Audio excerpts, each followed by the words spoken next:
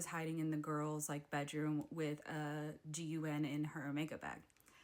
Now, when B Rush gets there, he sits down. Blue comes out, bang, right in the head. So B Rush is now, on the ground.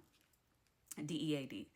So she says that Blue, after he shot him, was like dancing around his body, talking about, yeah, I got you, MFer. I'm going to be the king of Clarksville now, type like weird stuff, right? The girl was really scared, but Blue told her like, I'll take care of you financially as long as you don't say nothing to the police. Obviously the girl is shook, so she's like trying to ignore everything that's going on. Now, after this happened, Blue decides to call my neighbor and another friend that used to hang out with him all the time. So Blue calls my neighbor and another friend and is like, yo, I killed B Rush, like he's dead, like you guys need to come over here. And it said that Blue threatened to like hurt my neighbor and his other friend, like family and kids and stuff, if they didn't come help him. I'm not exactly sure on that part, but I believe that's what happened. So my neighbor and the other guy went over and helped Blue put B Rush's body in his car, and Blue drove B Rush's car to the woods, and the neighbors followed behind. They get to the woods.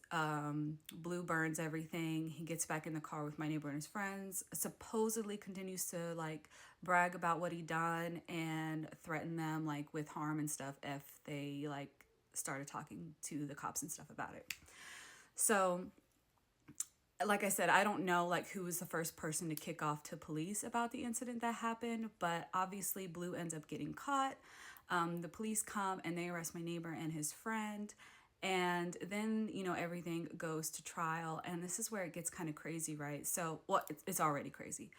But at trial, it was said that Blue was on the stand, or maybe not on the stand, but at some point in like the court proceedings was like, talking about, yeah, I told him I was gonna get his ass. Like, look at him now. I got that MFer, like in front of his family, like B Rush's family and everything.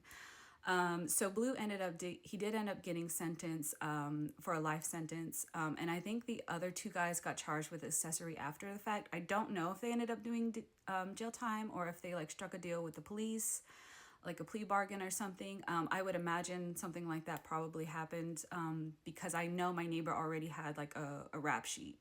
So if he was to get charged with that, he probably would have gone to jail for a long time.